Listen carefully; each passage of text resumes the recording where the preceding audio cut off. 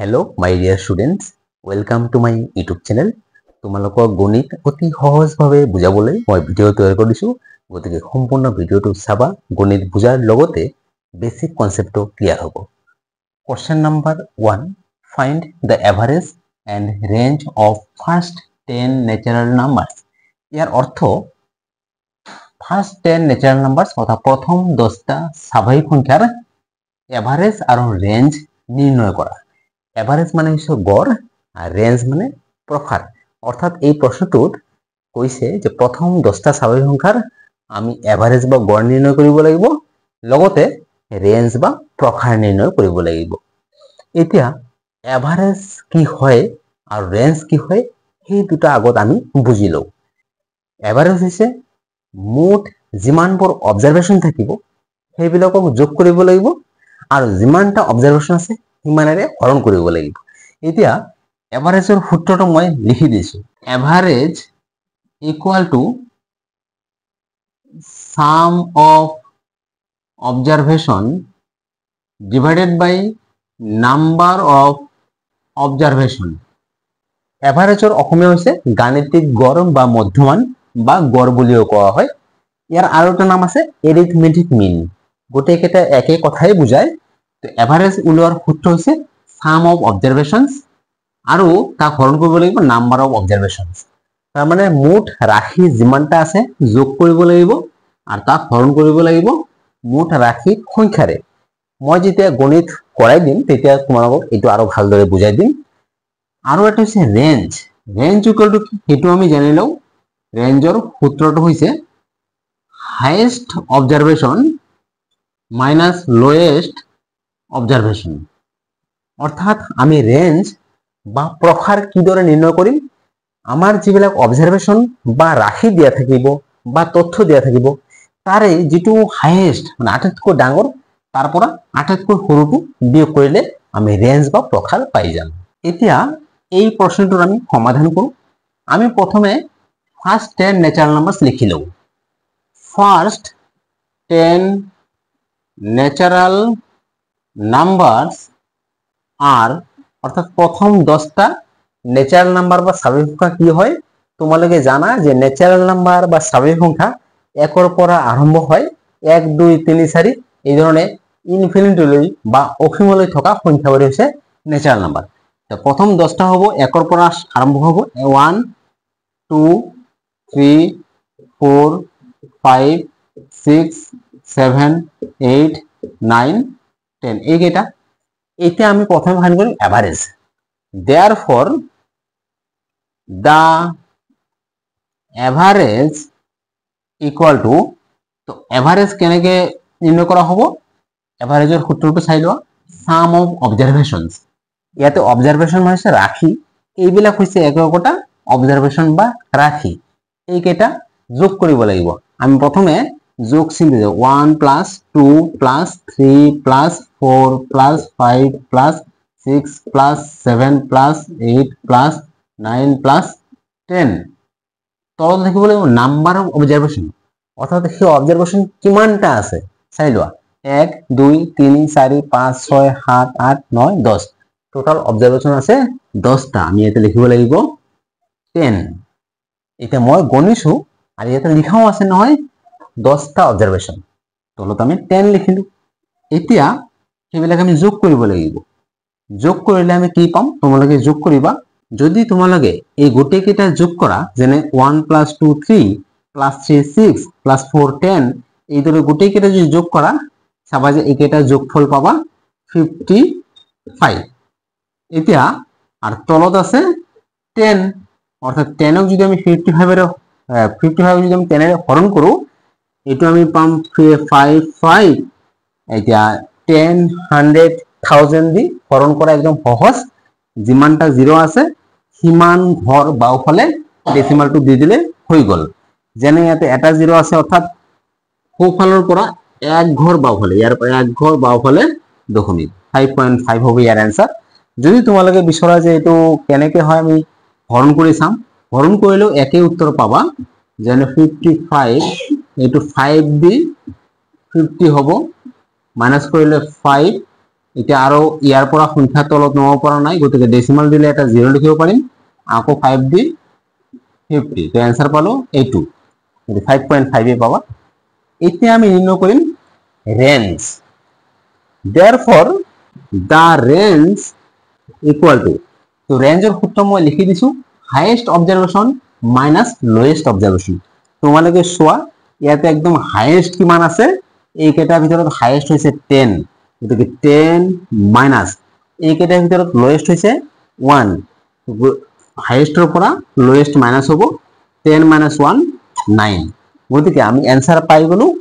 এই যে রাশি কেইটা আছে প্রথম 10টা ন্যাচারাল নাম্বার, তার এভারেজ বা গড় হইছে 5.5 আর রেঞ্জ বা প্রকার হইছে 9। Question number 2, in a district level sports competition 12 school participated. এর অর্থ জিলা ভিত্তিক খেল প্রতিযোগিতাত 12খন স্কুলে অংশগ্রহণ করেছিল। Prizes won by each school was as follows. প্ৰতিখন বিদ্যালয়ে পোৱা প্ৰাইজৰ সংখ্যা এনে ধৰণৰ, সেইটো হৈছে 11 8 13 6 10 15 18 9 10 9 11 12, অৰ্থাৎ 12খন যে স্কুল আছে, এতিয়া কোনো এখন স্কুলে প্ৰাইজ পাইছে 11খন, কোনো এখন স্কুলে 8খন, আৰু এখন স্কুলে 13খন, আৰু এখন স্কুলে 6খন, এই ধৰণে একোখন স্কুলে যিমান সংখ্যক প্ৰাইজ পাইছে সেইটো ইয়াতে দিয়া আছে। তারপরে ইয়ার পর 4টা কোশ্চেন আছে, তার প্রথমটো হচ্ছে what is the highest number of prizes won, আটাইতকৈ বেছি সংখ্যক পোৱা প্ৰাইজৰ সংখ্যা কিমান। What is the lowest number of prizes won, আটাইতকৈ কম সংখ্যক লাভ কৰা পদকৰ সংখ্যা বা প্ৰাইজৰ সংখ্যা কিমান। What is the range of data, ইয়াতে যে ডেটা বা তথ্যবিলাক আছে তাৰ ৰেঞ্জ বা প্ৰকাৰ কিমান। Find the arithmetic mean of the data, আৰু এই তথ্যবিলাকৰ এৰিথমেটিক মিন বা গড় নিৰ্ণয় কৰা। এতিয়া মই ইয়াৰ এটা এটাকৈ ইয়াৰ সমাধান কৰিম। এই প্ৰশ্নবিলাক সমাধান কৰাৰ আগতে তোমালোকে এটা কাম কৰি ল'বা, সেইটো হৈছে এই ডেটাবিলাকক এৰেঞ্জ কৰি ল'বা এছেন্ডিং অৰ্ডাৰ বা ডিচেন্ডিং অৰ্ডাৰ। মই ইয়াতে এছেন্ডিং অৰ্ডাৰ অৰ্থাৎ সৰুৰ পৰা ডাঙৰলৈ এৰেঞ্জ কৰিম। এতিয়া মই লিখিলো এছেন্ডিং অৰ্ডাৰ, অৰ্থাৎ এইকেইটাৰ ভিতৰত আটাইতকৈ সৰু কিমান আছে 6 লিখিলো। তাৰপিছত আছে 8 লিখিলো। 8 আৰু আছে নেকি, নাই। তাৰপিছত আছে 9 আছে দুটা, 9টো দুবাৰ লিখিলো। কোনো এটা যদি দুবাৰ থাকে দুবাৰেই লিখিব লাগিব। তাৰপিছত আছে 10টো একবাৰ দুইবাৰ আছে, গতিকে 10। ইয়াৰ পিছত 11 আছে 1 2 11। ইয়াৰ পিছত আছে 12টো আছে একবাৰ, গতিকে 12। 13 আছে এটা আছে 13।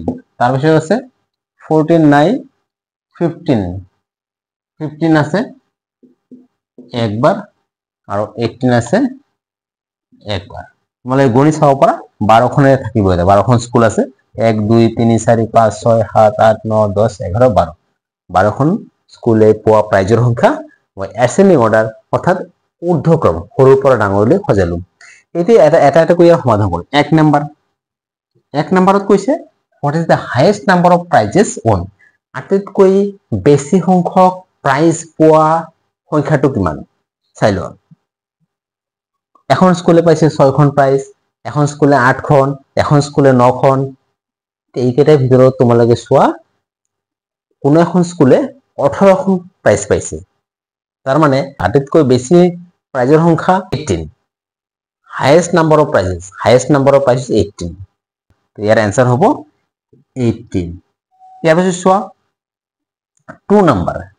2 নম্বৰটো এনসাৰ কি হ'ব। What is the lowest number of prizes won, আটাইতকৈ কম সংখ্যক প্ৰাইজ কিমান। 12খন স্কুলে যে প্ৰাইজ পাইছে আটাইতকৈ কম সংখ্যক প্ৰাইজ কোন এখন স্কুলে পাইছে, সেইটো হৈছে 6, গতিকে ইয়াৰ এনসাৰ হ'ব 6। তাৰপিছত what is the range of data, 3 নম্বৰৰ এনসাৰ যদি আমি লিখো ৰেঞ্জ অফ ডেটা, ৰেঞ্জ বা প্ৰকাৰ কিদৰে নিৰ্ণয় কৰা হয়, মই লিখিলো ৰেঞ্জ ইকুয়াল টু, ৰেঞ্জ নিৰ্ণয় কৰাৰ ফৰ্মুলাটো হৈছে হাইয়েষ্ট মাইনাছ লোৱেষ্ট। এইকেইটাৰ ভিতৰত হাইয়েষ্ট হৈছে 18 মাইনাছ লোৱেষ্ট হৈছে 6। তো 18 ৰ পৰা 6 মাইনাছ কৰিলে আমি পাম 12। গতিকে ৰেঞ্জ বা প্ৰসাৰ হৈছে 12। এতিয়া আমি ফাইন্ড কৰিব লাগিব 4 নম্বৰ। 4 নম্বৰ find the arithmetic mean of the data. ইয়াতে যে ডেটাবোৰ আছে তাৰে এৰিথমেটিক মিন বা গড়। The arithmetic mean equal to, arithmetic mean ওলোৱাৰ সূত্ৰটো কি? এই গোটেই কেইটা যোগ কৰিব লাগিব। যেনে 6 plus 8 plus 9 plus 9 plus 10 plus 10 plus 11 plus 11, ওদিকে আরো আছে প্লাস 12 প্লাস 13 প্লাস 15 প্লাস 18 আর তা হরণ হব এরিথমেটিক মিনের সূত্র হইছে সাম অফ অবজারভেশন, গোটে কেইটা অবজারভেশন বা তথ্যর যোগফল আর তলত নাম্বার অফ অবজারভেশন, অর্থাৎ কিমানটা অবজারভেশন আছে 1 2 3 4 5 6 7 8 9 10 11 12, তলত হব 12। এটা এই কেইটা যদি যোগ করু, এই গোটেইবোৰ যদি যোগ করা তোমালোকে পাবা 132। এই 132 ডিভাইড হব 12 দি। 132 12 দি ডিভাইড করলে পাবা 11, অর্থাৎ এরিথমেটিক মিন হইছে 11। Question number 3, in an evaluation a student obtained following marks out of 100। ইয়ার অর্থ কোনো একটা মূল্যায়নত এজন ছাত্রই তলত দিয়া ধরনের নম্বর লাভ করেছে। 100 ভিতৰত নম্বৰ, তাৰ ভিতৰত তলত দিয়া ধরনের লাভ করেছে। যেনে ম্যাথমেটিক্সত লাভ করেছে 75, সোশ্যাল সায়েন্সত 69, এসামিছত 73, ইংলিশত 67, সায়েন্সত 82, হিন্দি 78। এতিয়া তলত লিখা আছে find the average of the marks obtain. Find মানে নির্ণয় করা, কি নির্ণয় কৰিব লাগিব? এই যে তেওঁ যে নম্বৰ লাভ কৰিছে তাৰ এভাৰেজ নিৰ্ণয় কৰিব লাগিব। অৰ্থাৎ এজন ছাত্ৰই 6টা বিষয়ত লাভ কৰাৰ নম্বৰৰ এভাৰেজ বা এৰিথমেটিক মিন বা গড় নিৰ্ণয় কৰিব লাগিব। এতিয়া আমি এই ধৰণে লিখিম দা এভারেজ ইকুয়াল টু, এভারেজ নির্ণয় করা মই ইয়াতে সূত্রটো লিখি দিছো। এভারেজ নির্ণয় করা সূত্র দিছে সাম অফ অবজারভেশন, তলত হব নাম্বার অফ অবজারভেশন। এতিয়া সাম অফ অবজারভেশন মানে ইয়াতে তোমালোকে চোৱা অবজাৰভেশন হৈছে এইটো 75 69 73 67 82 70, অৰ্থাৎ অবজাৰভেশন মানে হৈছে ৰাশি বা তথ্য। ইয়াতে তথ্য হৈছে এই ছাত্ৰজনে পোৱা নম্বৰসমূহ। গতিকে এই গোটেই কেইটা যোগ কৰিব লাগিব। তো আমি কি লিখিম? এটা টানাৰ পিছত আমি লিখিম 75 plus 69 plus 73 plus 67 plus 82 plus 78। তলত দিছে নাম্বার অফ অবজারভেশন। এই যে অবজারভেশন তার সংখ্যা কিমানটা, মানে কিমানটা অবজারভেশন চোৱা 1 2 3 4 5 6, তো 6টা অবজারভেশন আমি এটা লিখিব লাগিব 6। তার পিছত আমি ইয়াতে এইকেইটা যোগ করে যি পাম লিখিম। যেনে ধৰি লোৱা এইকেইটা যদি যোগ কৰা তোমালোকে ৰাফলি যোগ কৰিবা,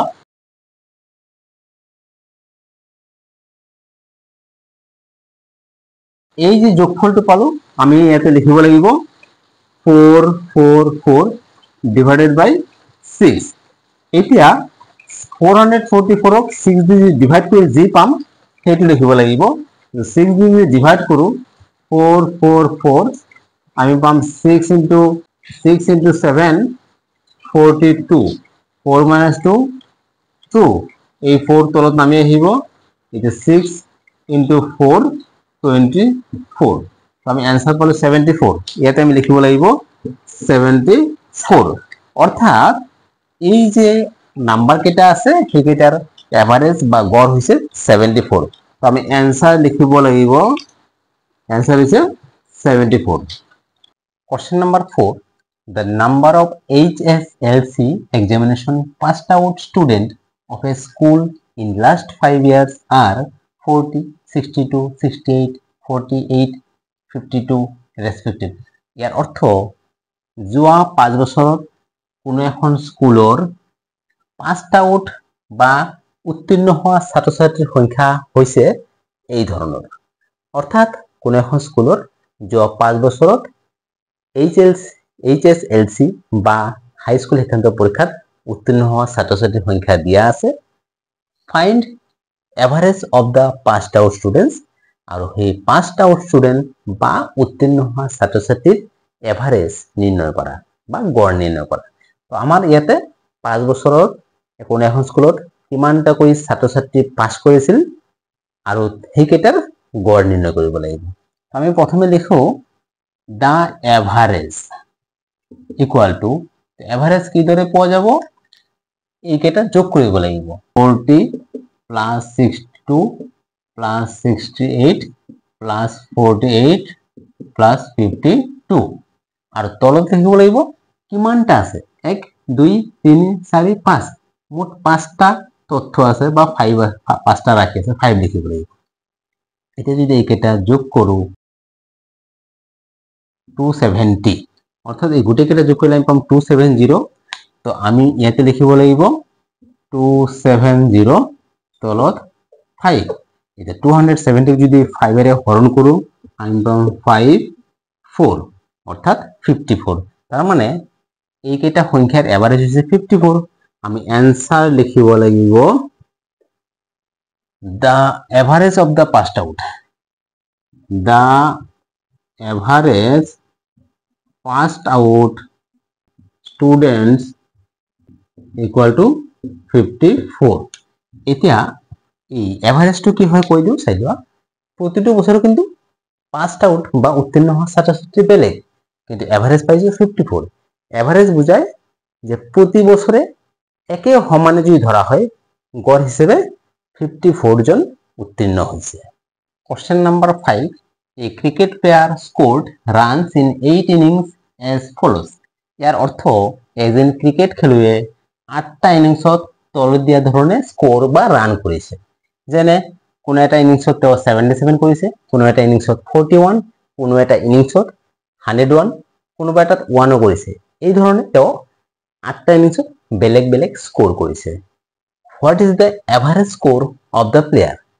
তেতিয়াহলে সেই প্লেয়াৰ বা খেলুৱৈজনৰ এভাৰেজ স্কোৰ বা গড় স্কোৰ কিমান আমাতে অৰ্থাৎ এই প্ৰশ্নটোত এজন ক্ৰিকেট খেলুৱৈৰ 8টা ইনিংছৰ স্কোৰ দিয়া আছে আমি তাৰ গড় নিৰ্ণয় কৰিব লাগিব তোমালোকে জানা যে গড় বা এভাৰেজ স্কোৰ কিদৰে নিৰ্ণয় কৰিব লাগে তো এভাৰেজ নিৰ্ণয় কৰাৰ পদ্ধতিটো হৈছে যিমান কেইটা তথ্য আছে ওপৰত লিখিব লাগে যেনে ইয়াত আছে 77 plus 41 plus 101 plus 46 plus 59 plus 1 plus 36 plus 47 আৰু তলত দেখিব লাগিব কিমানটা তথ্য আছে 1 2 3 4 5 6 7 8 তলত লিখিব লাগিব নাম্বার অফ অবজারভেশন আছে 8টা অর্থাৎ উপৰত যিমান কেইটা তথ্য আছে যোগ কৰিব লাগে আৰু তলত লিখিব লাগে কিমানটা আছে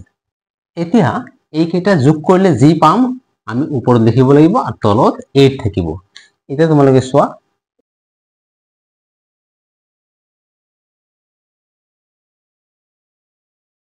408 গতিকে মই ইয়াতে লিখিম 408 এতিয়া 408 ক যদি 8 এৰে হৰণ কৰো তেতিয়া আমি পাম 8408 8 5 গুণ 40 বিয়োগ কৰিলে 8 8 1 গুণ 8 আমি পালো 51 গতিকে ইয়াৰ आंसर হ'ব 51 অৰ্থাৎ খেলুৱৈজনৰ 8টা ইনিংছত গড় কৰিলে হ'ব 51 তো আমি आंसर লিখিম answer the average score of the player is 51 average score হয়েছে 51। 8টা ইনিংসত কিন্তু বেলেগ বেলেগ স্কোর করেছে, কিন্তু এভারেজ হয়েছে 51। এভারেজ মানে বুঝায় প্রতিটো ইনিংসতে সমান হিসাবে ধরিলে 51 হয়, কিন্তু একচুয়ালি কোনোবা এটাত কম কোনোবা এটাত বেশি। এভারেজ হৈছে প্ৰতিটো ইনিংসতে সমানে তেওঁৰ ইমানকৈ স্কোৰ হৈছে। Question number 6, weight of 7 boys are as follows। ইয়াৰ অৰ্থ 7জন ল'ৰাৰ ওজন যথাক্ৰমে তলত দিয়া ধৰণে, সেইবোৰ হৈছে 36 KG, 32 KG, 30 KG, 28 KG, 32 KG, 33 KG, 26 KG. অৰ্থাৎ 7জন ল'ৰাৰ বয়স ইয়াতে দিয়া আছে, আৰু ইয়াতে কোৱা আছে find the average weight of the boys. ইয়াৰ অৰ্থ সেই ল'ৰাবিলাকৰ বয়সৰ গড় নিৰ্ণয় কৰা। দ্বিতীয় প্ৰশ্ন, how many boys are there having weights more than 30 KG. কৈছে কিমানজন ল'ৰা আছে যাৰ ওজন 30 কেজিতকৈ বেছি। এতিয়া আমি এটা এটা কৰি ইয়াৰ সমাধান কৰোঁ। প্ৰথম প্ৰশ্নটোত কৈছে find the average weight of the boys. ইয়াতে যে 7জন ল'ৰাৰ ওজন দিয়া আছে, সেই ওজনৰ এভাৰেজ বা গড় নিৰ্ণয় কৰিব লাগে। মই এইটো সমাধান কৰাৰ আগতে এভাৰেজ নিৰ্ণয় কৰাৰ সূত্ৰটো লিখি দিওঁ। এভাৰেজ ইকুয়াল টু, ওপৰত হ'ব sum of the observation. Sum of the observation মানে যিমান কেইটা তথ্য আছে তাৰ যোগফল, আর তলত হ'ব number of observation. Number of observation অর্থ কিমানটা অবজারভেশন বা তথ্য আছে। তো একদম সহজ, এভারেজ বা এরিথমেটিক মিন বা গাণিতিক গড় এইগুলোর সূত্র রয়েছে যিমান কেইটা তথ্য থাকিব তার যোগফল আর হরণ কৰিব লাগিব কিমান যিমানটা তথ্য আছে। তো আমি প্ৰথম কোশ্চেনটোৰ যে সমাধান কৰিম তাতে উলিয়াব দিছে average. The average weight equal to, তো এভারেজ ওয়েট কেনেকে পাম, আমি দেখা পাইছো যে ইয়াতে 7জন ল'ৰাৰ ওয়েট দিয়া আছে। তো ওয়েট বিলাক আমি ইয়াতে লিখি যাম 36 plus 32 plus 30 plus 28 plus 32 plus 33 plus 26। তো এইকেইটা যোগ কৰিব লাগিব, আৰু ইয়াতে কিমানটা আছে তোমালোকে যদি গণা ইয়াতে 7 পাবা, কাৰণ ইয়াতে 7জন ল'ৰাৰ ওজন দিয়া আছে। ইয়াতে গণিলেও 7 পাব, তলত লিখিব লাগিব 7। এতিয়া এইকেইটা যোগ কৰিলে কি হয় আমি এবাৰ চাই লওঁ।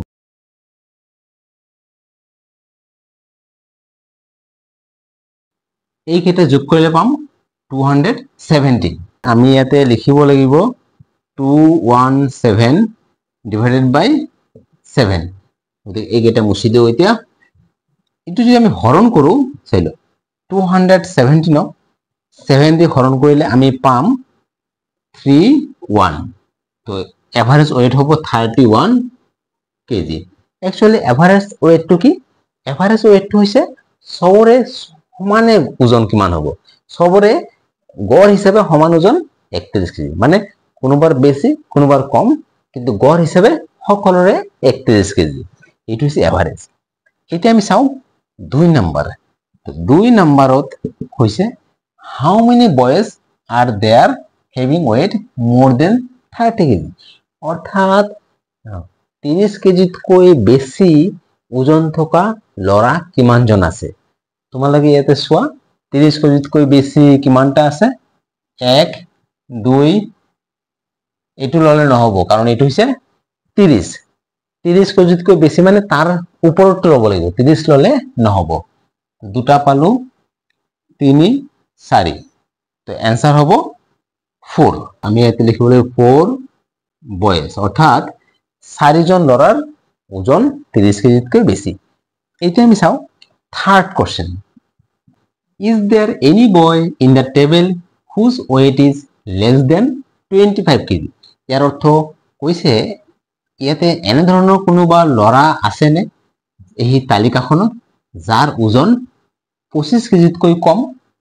তোমালোকে চোৱা ইয়াতে 25 কিলোগ্ৰামতকৈ কম এজনো নাই। তো আমি আনসাৰ কি হব, নো।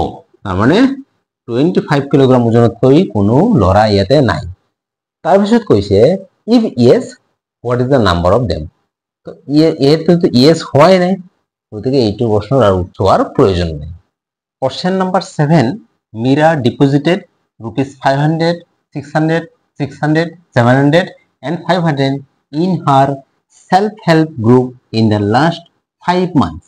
ইয়াৰ অৰ্থ মীৰাই যোৱা 5 মাহত তেওঁ 500, 600, 600, 700, 500 এনেকৈ তেওঁৰ এই আত্মসহায়ক গোটত সঞ্চয় কৰিলে। What is the average deposit per month? তেতিয়াহ'লে তেওঁৰ এই প্ৰতি মাহৰ গড় সঞ্চয় কিমান? অৰ্থাৎ এই প্ৰশ্নটোত কৈছে মীৰাই যোৱা 5 মাহত তেওঁৰ আত্মসহায়ক গোটত এই ধৰণে টকা সঞ্চয় কৰিলে। তেতিয়াহ'লে সেই সঞ্চয়খিনিৰ এভাৰেজ কিমান বা প্ৰতি মাহৰ তেওঁৰ গড় সঞ্চয় কিমান? তো আমিও ইয়াতে একে ধৰণে এভাৰেজ ফাইণ্ড কৰিব লাগিব। আৰু এভাৰেজ ফাইণ্ড কৰাটো তোমালোকে গম পাইছাই, গোটেইকেইটা যোগ কৰি যিমানটা আছে সিমানেৰে হৰণ। তো আমি লিখিব লাগিব the average deposit equal to, average deposit equal to আমি কি কৰিম, ওপৰত সেইকেইটা যোগ কৰিম। কি আছে 500 প্লাস 600 প্লাস 600 প্লাস 700 প্লাস 500 আৰু কিমানটা 1 2 3 4 5 তলত আহিব 5 আৰু এনেও গম পাইছো যে লাষ্ট 5 মান্থ মানে 5 মাহৰ ডিপোজিট। এতিয়া এই কেইটা যোগ কৰিব লাগিব। তো যোগ কৰিলে আমি ওপৰত কি পাম, তলত তো 5 থাকিব, ওপৰত পাম 5 আৰু 6 যোগ কৰিলে 11, তাৰ লগত 6 যোগ কৰিলে 17, তাৰ লগত 7 যোগ কৰিলে 24, তাৰ লগত 5 যোগ কৰিলে 29, মানে 29 আৰু দুটা 0 লিখি দিলে হ'ল। তোমালোকে এনে এটাৰ তলত আনটো পাতি যোগ কৰি চাবা, এইটোৱে হ'ব। এতিয়া যদি এক হৰণ কৰো তাহলে 5 দিয়ে কাটিলেও হ'ব, 5 দিয়ে কাটিলে 5 5 গুণ 25, 4 আৰু 0 40, 5 8 গুণ 40, এইটো 500, এইটো কাটিলে 580 হ'ব, গতিকে 580। এইটো যেহেতু পয়সার কথা কৈছে রুপিস, গতিকে আমি রুপিস লিখিম 580। তো এইটো অ্যান্সার, তথাপি আমি অ্যান্সার হিসাবে লিখিম রুপিস 580, অর্থাৎ মীরার প্রতি মাহৰ গড় সঞ্চয় হৈছে 580 টকা। Question number 8, students of a primary school of different classes are as follows. এর অর্থ এখন প্রাইমারি বিদ্যালয়ের বিভিন্ন শ্রেণীর ছাত্রছাত্রীর সংখ্যা তলত দিয়া ধরনে। অর্থাৎ ইয়াতে লেখা আছে ক্লাস 1 অফ স্টুডেন্টের সংখ্যা হচ্ছে 26, ক্লাস 2 হচ্ছে 32, ক্লাস 3 34, ক্লাস 4 আছে 28, ক্লাস 5 30। তাৰপিছত ইয়াত দুটো কোশ্চেন দিয়া আছে। ফার্স্ট কোশ্চেনটো হৈছে what is the average number of student in the classes of the school. এর অর্থ স্কুলৰ বিভিন্ন শ্ৰেণীৰ ছাত্ৰ-ছাত্ৰীৰ গড় কিমান। অৰ্থাৎ প্ৰথম কোশ্চেনটোত কৈছে স্কুলখনৰ বিভিন্ন ক্লাছৰ বিভিন্ন শ্ৰেণীৰ থকা ছাত্ৰ-ছাত্ৰীৰ গড় কিমান বা এৰিথমেটিক মিন কিমান। তো আমি জানো যে কিদৰে এৰিথমেটিক মিন বা গড় বা এভাৰেজ নিৰ্ণয় কৰিব লাগে। সেইকাৰণে তোমালোকে প্ৰথমে লিখিবা the average number of student. Average number of student অৰ্থাৎ ছাত্ৰ-ছাত্ৰীৰ গড় কিমান। তো ছাত্ৰ-ছাত্ৰী কিমান আছে, ক্লাস 1 আছে 26, তাৰপিছত 2 আছে 32, তাৰপিছত 3 আছে 34, তাৰপিছত 28 প্লাস 30 আৰু ইয়াতে মুঠ কিমানটা ক্লাস আছে 1 2 3 4 5, এটা 5 লিখিবা বা তলত কিমান হ'ব এইকেইটা গুণিলেও হয় 1 2 3 4 5, পাঁচটা তথ্য আছে, এটা 5 হ'ব। এতিয়া এইকেইটা যদি যোগ কৰা হয় কি পাবা, মই ৰাফলি যোগ কৰিছো 150, গতিকে মই ইয়াতে লিখিম 150 আৰ তলত 5। এতিয়া 150 5 হৰণ কৰিলে পাম 30, অৰ্থাৎ 30 হৈছে ছাত্ৰ ছাত্ৰীৰ গড় বিভিন্ন ক্লাছত থকা ষ্টুডেণ্টৰ গড় হৈছে বা এভাৰেজ হৈছে 30 তো আমি এইটো এনসাৰ ইয়াতে লিখি দিওঁ প্ৰথম কোৱেশ্চনটো এনসাৰ পালো 30 এতিয়া চাও আমি নেক্সট কোৱেশ্চন কৈছে after first periodical evaluation 3 and 2 students were admitted to class 2 and 5 respectively ইয়াৰ অৰ্থ প্ৰথম পিৰিয়ডিক্যাল ইভালুৱেশ্যনৰ পিছত 3 জন আৰু 2 জনকৈ ছাত্ৰ ছাত্ৰী নাম ভৰ্তিকৰণ কৰিছে ক্লাস 2 আৰু 5 লৈ ইয়াৰ অৰ্থ প্ৰথম পিৰিয়ডিক্যাল ইভালুৱেশ্যনৰ পিছত 3 জন ছাত্ৰ নাম ভৰ্তিকৰণ কৰিছে ক্লাস 2 আৰু 2 জন ছাত্ৰ নাম ভৰ্তিকৰণ কৰিছে class 5 to find the new average number of students of classes of the school তেতিয়াহলে নতুন যেটো ছাত্ৰ ছাত্ৰীৰ গড় হ'ব new average number of student নতুন ছাত্ৰ ছাত্ৰীৰ গড় নিৰ্ণয় কৰা স্কুলখনৰ তো আমি ইয়াতে পিছত দেখা পাইছো যে ছাত্ৰ ছাত্ৰী বাঢ়িছে বাঢ়াৰ লগে লগে এভাৰেজো চেঞ্জ হ'ব আৰু সেই এভাৰেজ বা গড় ফাইন্ড কৰিব দিছে আমি লিখিম দা new average of student equal to তো এইটো একই ধৰণে আমি ফাইন্ড কৰিম চাই লোৱা নতুন 3 জন বাঢ়িছে কোন ক্লাছত 2 তো 2 আছিল 32 3 বাঢ়াৰ লগে লগে 3 যোগ হ'ব আৰু 2 জন বাঢ়িছে 5 ক্লাস 5 ত আছিল 30 এতিয়া 2 বাঢ়িল আমি এতিয়া নতুন ছাত্ৰ ছাত্ৰীৰ সংখ্যাটো ইয়াতে লিখিম ক্লাস 1 ত বাঢ়া নাছিল গতিকে আগৰটোই থাকিব ক্লাস 2 32 আছিল 3 বাঢ়িলে এটা হ'ব 35 ক্লাস 3 কোনো পৰিৱৰ্তন হোৱা নাই 34 ক্লাস 4 ত আছে 28 ক্লাস 5 ত দুটা বাঢ়িছে গতিকে এটো হ'ব 32 আৰু মুঠ শ্ৰেণীৰ সংখ্যা হৈছে 5 বা ইয়াতে মুঠ তথ্য আছে 5 গতিকে তলত 5 এতিয়া এই কেইটা যোগ কৰিলে আমি পাম 155 আৰ তলত 5 155 হ'ব নগনাকে কেনেকৈ গম পাইছো কাৰণ আমি আগৰ বিলাক যোগ কৰিছো নহয় আগৰ বিলাক যোগ কৰি পাইছো 150 নতুনকৈ বাঢ়িছে 3 আৰু 2 5 জন গতিকে হিগন 155 তোমালোকে এই কেইটা যোগ কৰি চাবা 155 হ'ব 155 যদি 5 এৰ হৰণ কৰা এটো হ'ব 31 তো आंसर হ'ব 31 অর্থাৎ নিউ এভারেজ নাম্বার হইছে এভারেজ নাম্বার অফ স্টুডেন্ট হইছে 31 বা নতুন ছাত্র ছাত্রীর গড় হইছে 31 আর এটো এনেও গম পোৱা যায় যে এভারেজ অলপ চেঞ্জ হ'ব কারণ 3 যোগ 2 5 জন বাঢ়িছে তো 5টা ক্লাসত 5 জন বাঢ়া মানে প্রতিটো ক্লাসত গড় হিসাবে এজন বাঢ়া আগৰ গড় 30 যদি হয় এতিয়াৰ গড় 31 হ'ব ডিয়াৰ স্টুডেন্টস ভিডিওটো ভাল লাগিছে না নাই কমেন্ট কৰি জনাবা যদি ভাল লাগিছে চ্যানেলটো সাবস্ক্ৰাইব কৰিবা আৰু ভিডিওটো বেলেগৰ লগত শেয়াৰ কৰিবা থ্যাংক ইউ